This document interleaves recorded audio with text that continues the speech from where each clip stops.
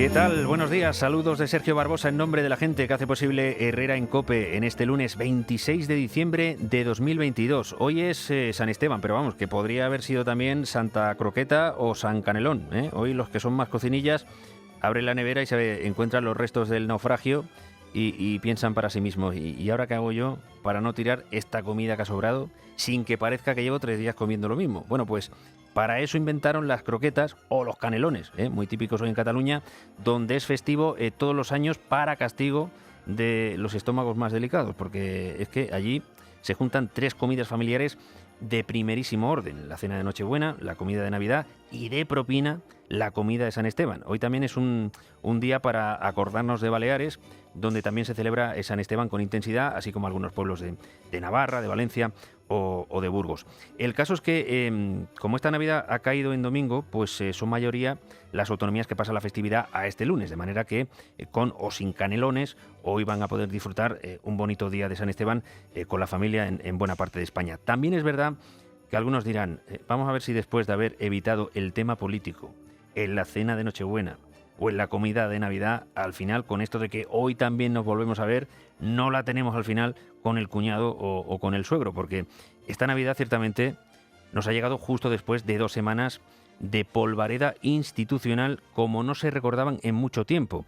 Y que PP y PSOE se lleven malamente, a eso más o menos estamos acostumbrados, pero lo que asustó a muchos es tener esa sensación de película de vampiros, como cuando George Clooney y Quentin Tarantino entran en el garito de Abierto hasta el amanecer y uno está viendo a su compadre de espaldas y le dice, ten cuidado, no vaya a ser que te muerdan, y cuando se vuelve, resulta que también se ha vuelto vampiro. Y su compadre, pues, se queda diciendo, pues este ya está perdido para la causa, ya le han salido los colmillos y ahora a ver qué hago yo. Bueno, pues tuvimos 2 semanas que parecía que el PSOE, con todas las cosas que tiene el PSOE, que ya son bastantes, parecía no ya que le hubiera entrado la fiebre populista, que esa ya la tenía, sino que directamente le habían mordido en el cuello los procesistas catalanes.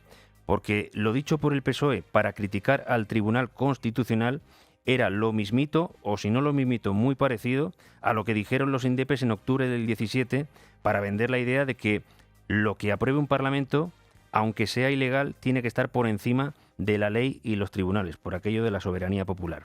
Y ciertamente ese cambio de enfoque en el PSOE fue muy inquietante, porque ese partido que en teoría está llamado a ocupar el espacio de la socialdemocracia clásica en España, ha demostrado en este mes de diciembre más que nunca que le ha pasado lo que Rubalcaba advirtió que le podía pasar, que de tanto juntarse con amistades populistas al final podía acabar él mismo siendo el primero de los populistas. Y la verdad es que escuchar al PSOE arremeter contra el Tribunal Constitucional por haber frenado una reforma antijurídica que el PSOE no debería haber presentado como presentó, la verdad es que nos dejó a todos bastante mal cuerpo. Algunos dicen que el PSOE montó todo ese jaleo de forzar el control del Constitucional de forma antijurídica para tapar las maldades que iba a aprobar el día de la lotería, como suprimir el delito de sedición y abaratar la malversación. Pero es que lo de escuchar al principal partido de gobierno y al propio gobierno hablar como los golpistas catalanes, vendiendo la idea de que lo que decida una mayoría política, repito, en un parlamento, tiene que estar por encima de lo que diga la ley o los tribunales, eso ha sido tela marinera.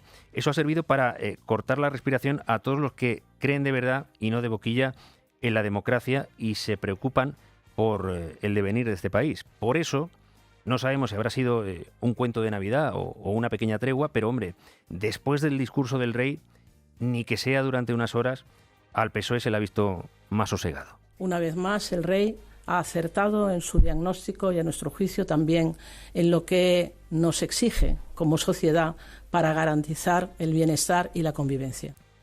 Decía Cristina Narbona, como presidenta del PSOE, que los socialistas creen que el rey acertó en su discurso de Navidad en el que pidió sosiego, unidad y respeto por las instituciones para evitar su erosión.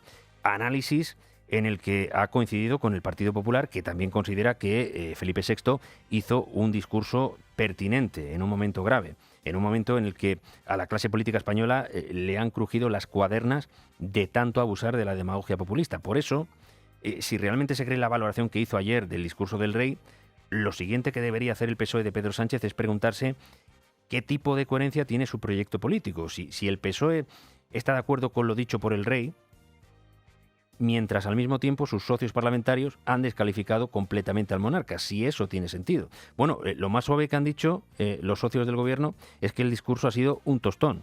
Eso lo han dicho los filotarras de Bildu, que debe ser que ellos, además de muy guapos, hacen discursos, vamos, que los emparentan con Cicerón y con Demóstenes. Y los de Podemos insistiendo en que la monarquía no es legítima. Es decir, estos han cogido la perra de que aquí no hay nada más legítimo que ellos mismos y lo que ellos consideren soberanía popular, y de esa perra no lo sacas. ¿Debería el PSOE, después de estas 2 semanas de furia y excesos, después de que el rey haya mandado calmar a unos y otros, reflexionar sobre a dónde le lleva el proyecto que está tejiendo para España? Porque miren, es verdad que el discurso del rey siempre habrá quien quiera escuchar o interpretar lo que le interese. No faltarán socialistas que digan que cuando el rey pide respeto a las instituciones, eso también puede aplicarse al PP, que no acaba de facilitar, ciertamente, la renovación del Poder Judicial. Pero el gobierno de Pedro Sánchez también tiene muchos motivos para sentirse retratado en diversos pasajes del discurso del rey.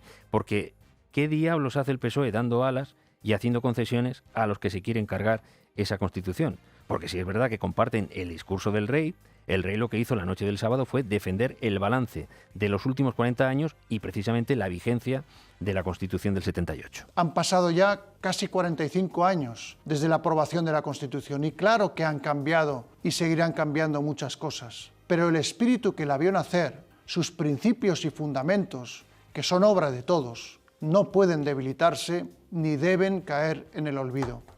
Pues habrá que preguntarse, de los partidos sistémicos, ¿cuál fue el primero en abrir la puerta al cuestionamiento del Pacto de la Transición? Y si el PSOE apoya el discurso del rey, ¿qué hace el PSOE entregando el Código Penal a Oriol Junqueras si realmente estamos preocupados por la erosión de las instituciones? ¿Qué hace el gobierno colonizando instituciones, queriendo rebajar mayorías para controlar tribunales, colocando a un fiel militante al frente del CIS o jactándose el propio presidente del gobierno de que es él quien controla a la Fiscalía, colocando de fiscal general a su propia ministra de Justicia recién salida del cargo?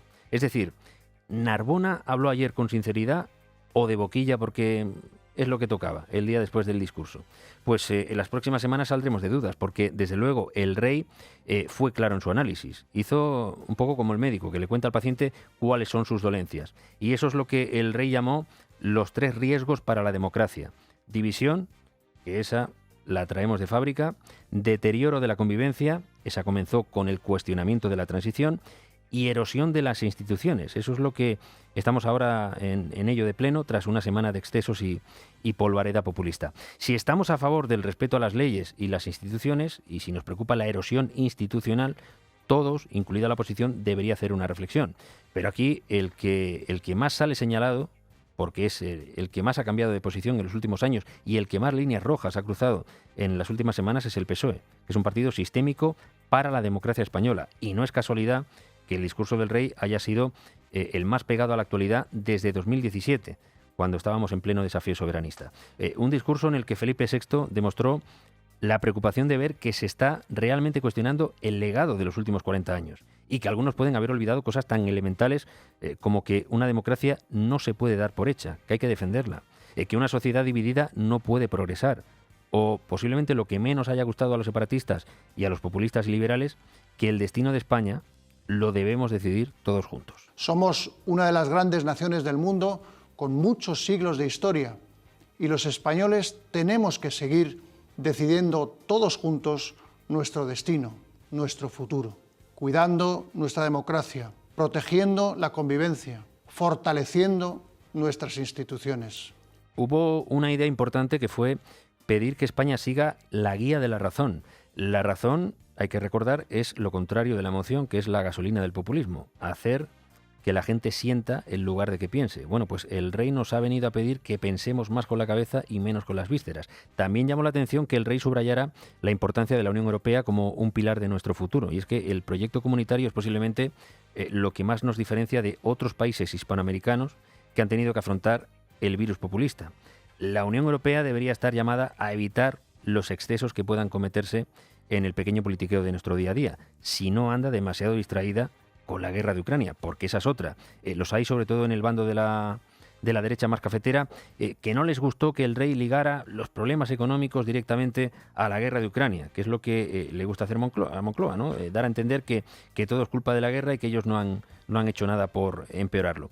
Pero también destacó don Felipe que el menor gesto cotidiano, como encender la luz, hacer la compra o llenar el depósito, suponen un importante sacrificio para muchas familias.